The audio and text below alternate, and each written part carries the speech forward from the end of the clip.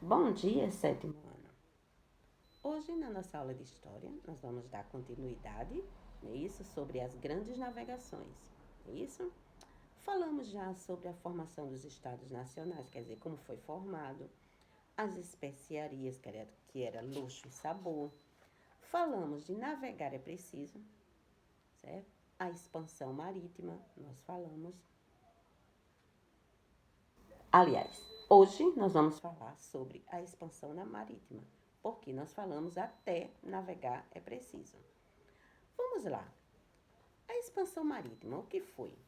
Foi o seguinte: a Europa do século XV estava ávida por especiarias na Itália, em Florença, Milão, Ravenna, Pisa e principalmente Gênova e Veneza.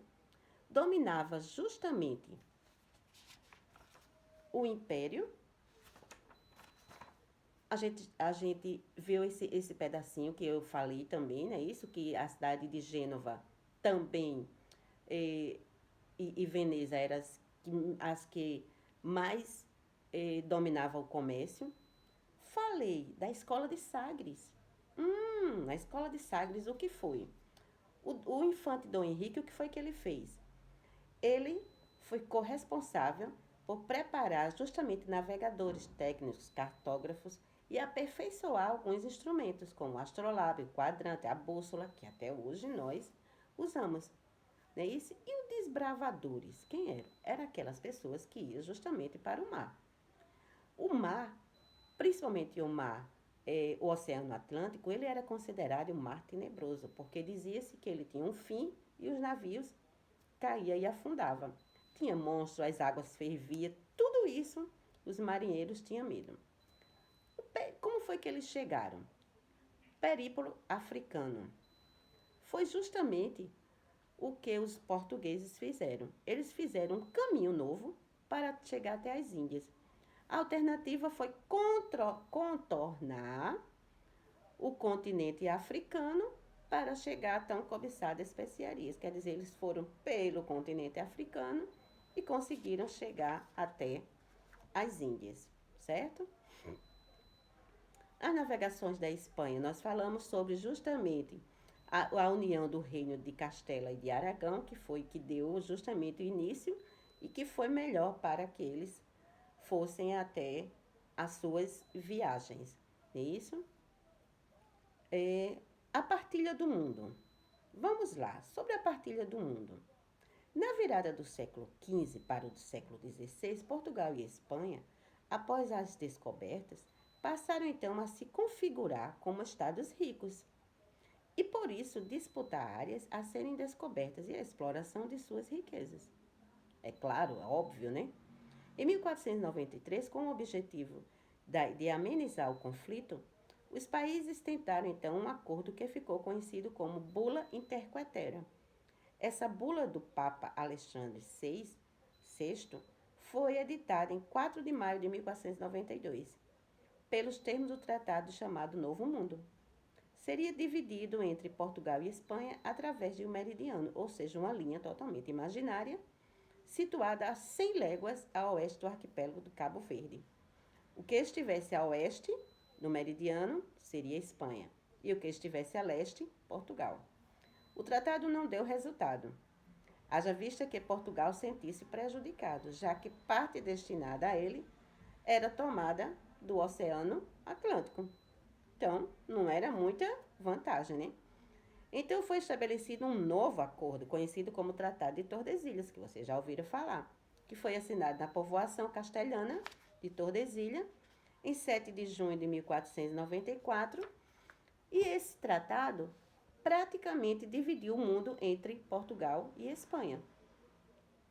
A linha imaginária foi traçada a 370 léguas a oeste das ilhas de Cabo Verde. A parte leste da ilha ficaria com Portugal e a oeste com a Espanha. Holandeses, ingleses e franceses não aceitaram o acordo e começaram então a praticar atos de pirataria. Porém, o rei francês, Francisco I, disse: "Gostaria de saber onde está o atestado de Adão de que o mundo deve ser dividido entre Portugal e Espanha." Uma ótima ideia, né?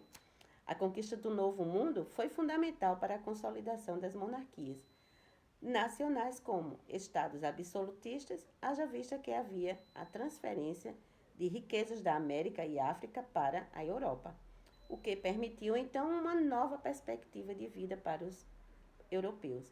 E a exploração colonial então se pautava por alguns princípios básicos, que foi o monopólio comercial, complementaridade e escravismo. Primeiro, o que foi o monopólio comercial? A coroa tinha total exclusividade no comércio com suas colônias. Complementaridade. A produção da colônia deveria ser complementar a da metrópole para permitir o lucrativo intercâmbio de mercadorias. E o escravismo? A utilização sistemática de escravos africanos, tanto no Brasil quanto nos Estados Unidos, proporcionou então grandes lucros para a coroa, certo? E consequências da navegação. As grandes navegações elas foram extremamente importantes para a construção daquilo que os historiadores futuramente chamariam de modernidade. Os homens desse período passaram então a ter uma visão sobre o mundo mais antigo, certo? E um mundo também mais amplo. A própria concepção dos limites territoriais foi repensada e uma ampliação do conhecimento humano sobre a geografia da Terra, o comércio foi estendido pelas áreas como a África, a Ásia, Oceania e o Novo Mundo também. A riqueza passou então a circular por muitas cidades europeias do Novo Mundo, muitos animais, plantas, alimentos, vícios foram introduzidos, por exemplo, o fumo. Houve também a decadência das cidades italianas, certo? Que elas decaíram. Na América iniciou-se então o processo de formação do sistema colonial, transformando então as terras descobertas em verdadeiros quintais dos países colonizadores. E aí, gostaram da aula? Acho que sim, né? Terminamos o nosso assunto, tá bom? Qualquer dúvida, me procura. Tchau, tchau, sétimo ano.